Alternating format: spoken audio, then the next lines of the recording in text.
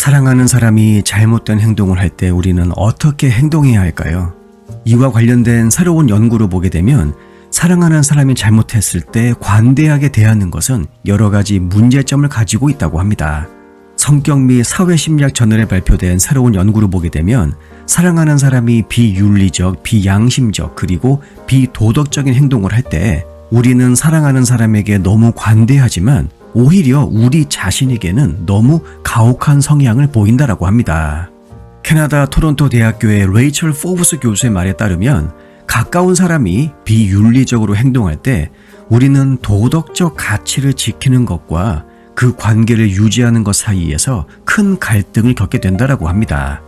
포브스가 수행한 이와 관련된 최근 연구를 보게 되면 우리는 가까운 지인에 대해서 더 관대하게 반응하며 낯선 사람이 저지른 똑같은 잘못에 비해 분노와 혐오감을 덜 느끼고 덜 비윤리적으로 평가하며 처벌하거나 비난하고 싶은 욕구를 덜 느꼈다고 이야기합니다. 또한 친한 사람과의 관계에 미치는 그러한 영향력은 굉장히 미미하다고 답을 하고 있죠.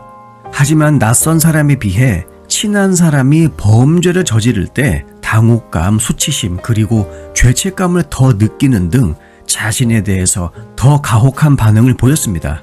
때로는 자신의 도덕성에 대해서 더 낮은 평가를 내리기도 했죠. 따라서 사람들은 가까운 사람의 비윤리적인 행동에 반응할 때 굉장히 깊은 양면성 그리고 아이러니를 보여주고 있습니다.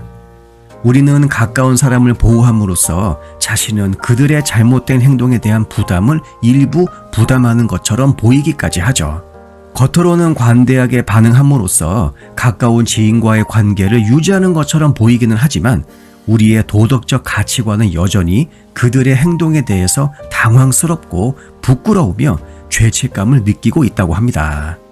포브스에 따르면 우리가 지인의 나쁜 행동, 비윤리적인 행동에 관대해지는 가장 큰 이유 중에 하나는 역시 그 인간관계를 유지하기 위해서라고 합니다. 사랑하는 사람의 범죄에 직면했을 때 도덕적 가치를 유지하는 제일 좋은 방법은 범죄를 저지른 가까운 사람과 관계를 끊음으로써 거리를 두는 것이죠. 하지만 소중한 사람들에 대한 우리의 정서적인 의존도를 고려할 때 이는 심리적으로 매우 큰 비용을 발생시킵니다. 따라서 가까운 사람의 비양심적으로 나쁜 행동에도 불구하고 그 사람을 부정적으로 보지 않는 것이 훨씬 정서적 그리고 심리적인 비용이 적게 들고 때에 따라서는 오히려 바람직하게 보이기까지 하죠. 그러면 우리는 우리 주변의 지인들이 저지른 나쁜 행동에 대해서 어떻게 반응을 할까요? 우선 행위의 심각성을 낮추게 됩니다. 가까운 사람의 나쁜 행동을 판단할 때 우리는 그 행위 자체를 덜 비윤리적인 것으로 보는 경향이 굉장히 큽니다. 이렇게 그 사람의 행동을 덜 나쁜 행위로 간주함으로써 우리는 가까운 사람의 행동을 더 긍정적인 시각으로 인식할 수 있게 되는 것이죠. 그리고 행동의 원인을 그 사람의 근본적인 인간적 자질이 아닌 상황적 요인으로 돌리기도 합니다. Fundamental Attribution Error라고 하죠. 근본적 귀인 오류. 사람들은 가까운 사람의 비윤리적인 행동을 그 사람의 성격적인 요인, 그러니까 그는 굉장히 비열하다, 이러한 식보다는 상황적인 요인, 그러니까 어쩔 수가 없이 혹은 그 사람이 술에 너무 취해서 제대로 생각하지 못했다, 이런 것에 기인하는 경향이 있다는 것입니다.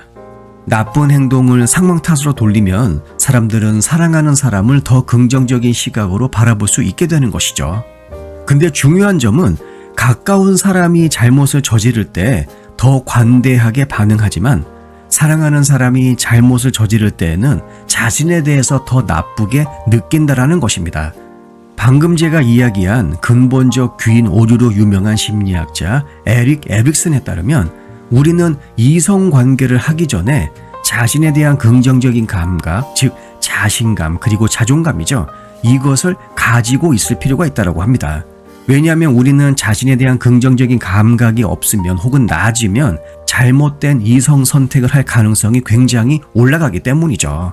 따라서 우리는 사랑하는 사람의 잘못을 계속해서 못 본 척 하다 보면 자신에 대한 긍정적인 감각이 점점 내려가게 되고 따라서 나쁜 사람을 선택할 가능성 또한 올라가게 되는 것입니다. 그렇게 사랑하는 사람의 나쁜 행동이 결국 자신에게 어떤 식으로든 반영된다는 것을 우리는 반드시 기억할 필요가 있죠. 나쁜 행동은 나쁜 행동 거기에서 끝나는 것이 아닙니다. 분명히 보이지 않는 악마의 손이 우리의 목을 언젠간 조르게 될 것입니다.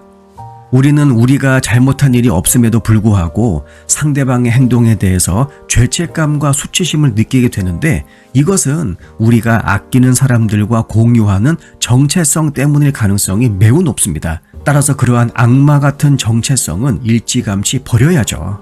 그래서 포브스는 사랑하는 사람의 잘못된 행동에 대해서 솔직하게 말하는데 어려움을 겪고 있는 사람들을 위해 다음과 같은 조언을 해주고 있습니다. 우선 기본적으로 사랑하는 사람의 나쁜 행동에 직면했을 때 느끼는 그 양면성은 참 혼란스럽죠. 하지만 사랑하는 사람의 비윤리적인 행동에 직면했을 때 우리는 우리가 가지고 있는 도덕적인 가치, 그리고 상대방의 비윤리적인 행동이 나의 가치에 부합하는지를 반드시 생각해 볼 것을 권유하고 있습니다. 특히 잘못을 저지르는 많은 사람들은 자신이 잘못된 행동을 하고 있다는 것을 모르는 경우가 굉장히 많습니다.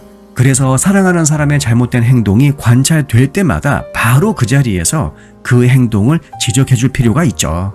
그리고 자신의 지적에 대해서 반성하거나 혹은 내가 그런 행동을 하고 있는지 몰랐다라고 하는 자기 성찰의 반응이 없다라고 하면 그런 인연 얼른 끊어버리는 것이 정신 건강에 좋습니다.